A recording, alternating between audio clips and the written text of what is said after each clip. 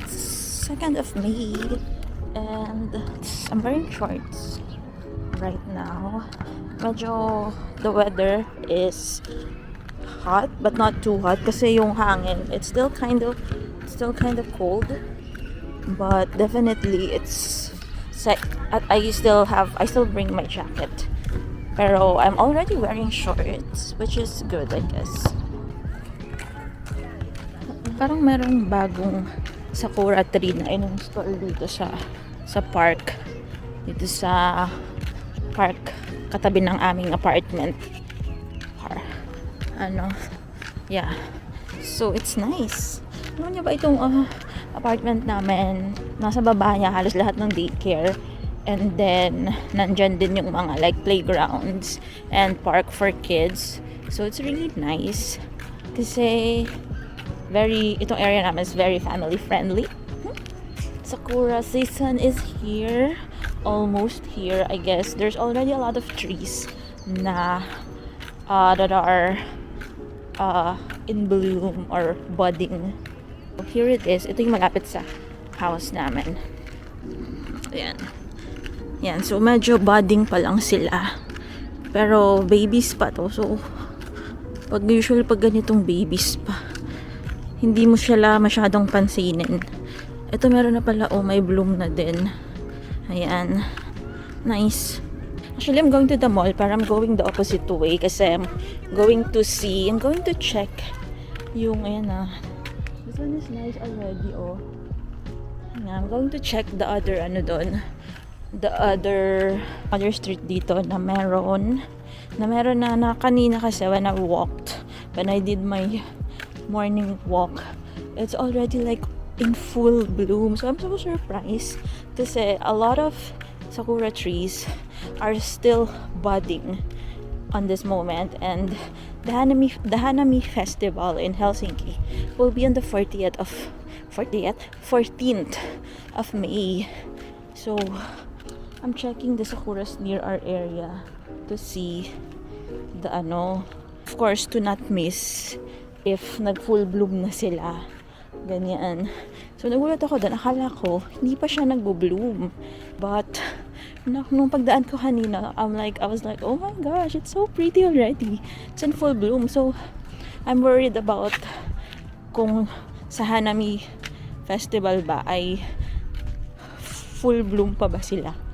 Kasi baka mamaya yung nag-organize ng festival, hindi na mali, baka mamaya mali yung kanilang estimation. Ate Des would want to have her spring, how do you call that, pregnancy shoot, maternity shoot there sa spring. So ngayon, ayan oh my gosh, look, it's so pretty already. Okay.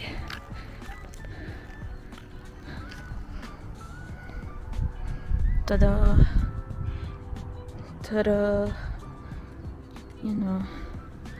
Yeah.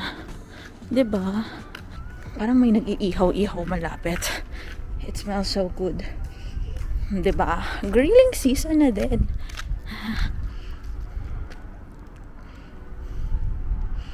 Diba? So pretty. Ang ganda na niya. Ano na siya? Ayan. Full na. Ito naman ako sa kabila. Ayan. Diba? 3 hilera yan sila ng puno dyan. Meron ng ganitong usbong. Though, check ko pa, papalikan ko pa sa mga susunod na araw kung ito na ba yung pinaka-usbong niya or hindi pa. Feeling ko hindi pa naman. Tingnan ko. Feeling ko, baka meron pa siyang ibubuga. Charot. Meron pa siyang ibubuga. Ayan, tapos na ako mag-take ng pictures from there. And now I'm going to walk to Isomena kasi I have a book that I need to return. And then, maybe I'll do some, I'm gonna lock myself in with some things that I need to do with my laptop. I mean, yeah, because if I just stayed at home and do that at home, then I'm probably going to do a lot of things other than what I really want to do. So look here on the other side, there is another set of cherry blossoms. Looky.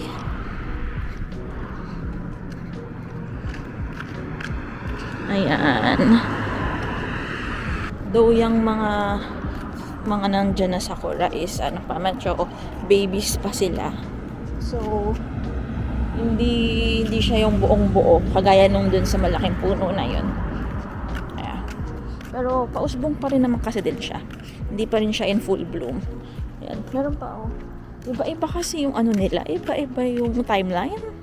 So 'di ba? It's just like life. We all have different timelines. Char. The library already at nag-CR lang ako. Punta na ako ng library. Isasoli ko lang itong libro at tatambay tayo doon.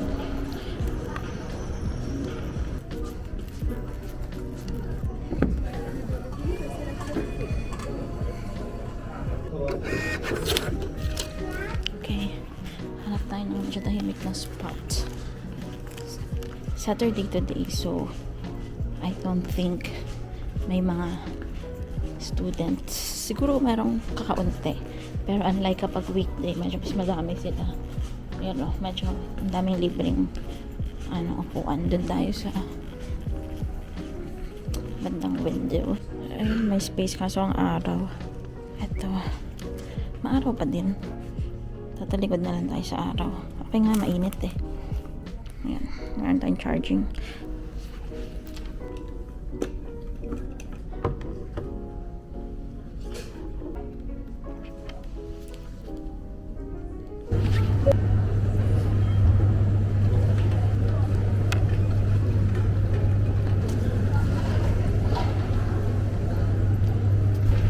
Picnic sa cherry blossoms. So ano bang pink ang gusto nyo? Ayaw mo sa pink, te. Tignan mo tayo. Ganda. Ganda.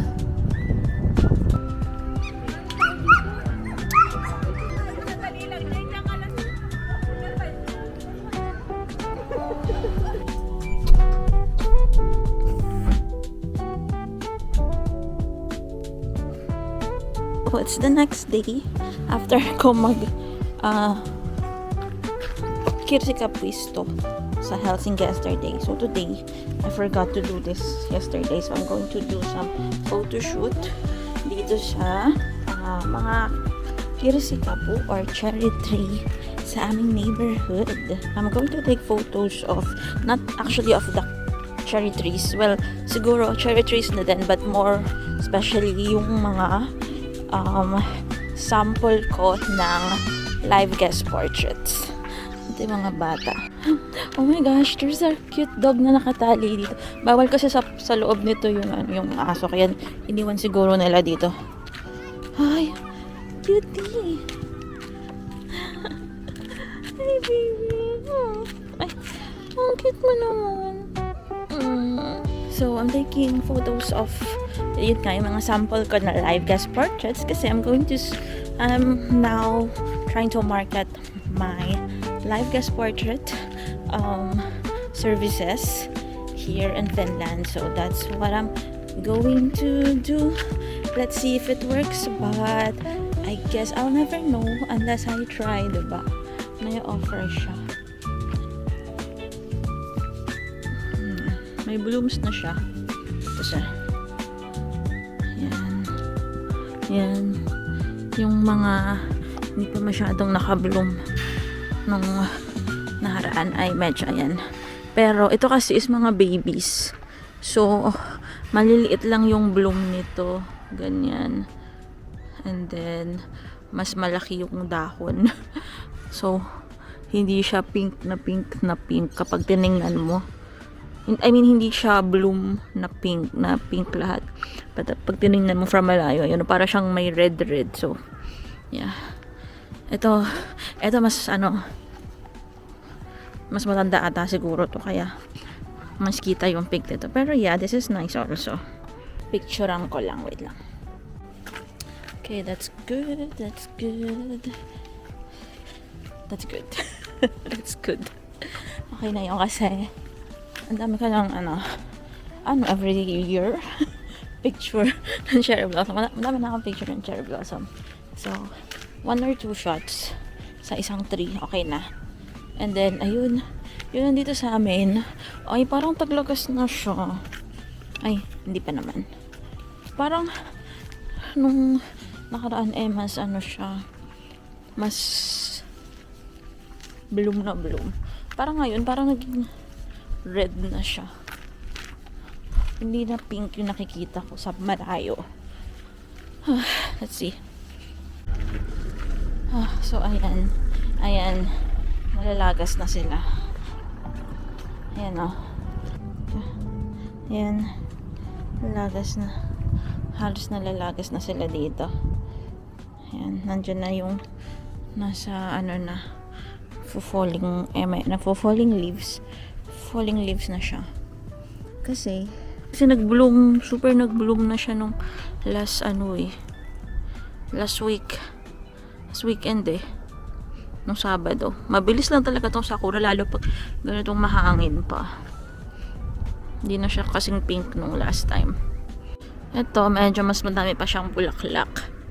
Kasi mas malaki to Ayan. Mas madami pa siya. Pero, ayan, lubangas na rin. Iba yung itsura niya nung nakaraan. Ibang itsura. So, let's take photos of our products here on this side. Gusto ko rin kasi sa ground kasi may mga petals, ganyan.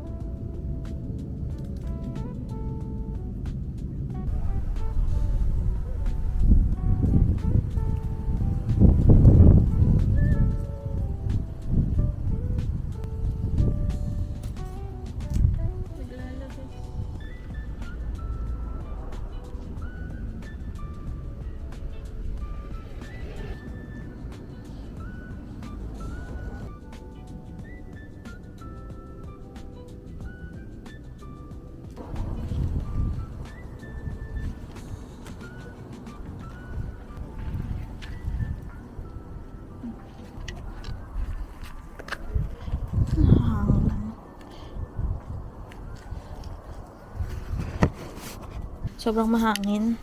May nakuha akong isang shot na pwede na siguro. But yeah, I guess the rest indoor ko na lang pipicturan. Actually, parang maganda siyang i-background to. So, try natin. Ito pang isang cherry blossom dito sa amin. Ito, halos kakabukad-kad lang nito. So, maganda pa yung blooms niya. Tingnan natin.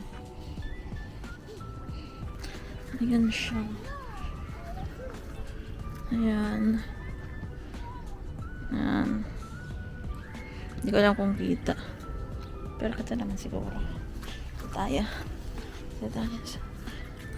Ito medyo white. Medyo white ito Hindi siya hindi siya pink na pink. Or feeling ko lang ba yun dahil sa liwanag. But yeah, ang ganda. Ganda. Hi, so I'm back dito sa aming balcony. And dito na nag-continue yung photoshoot. Nag-grocery na ako. Nag-grocery. Duman ako ng Prisma kanina para lang may bilhin na mga kaunting abubot.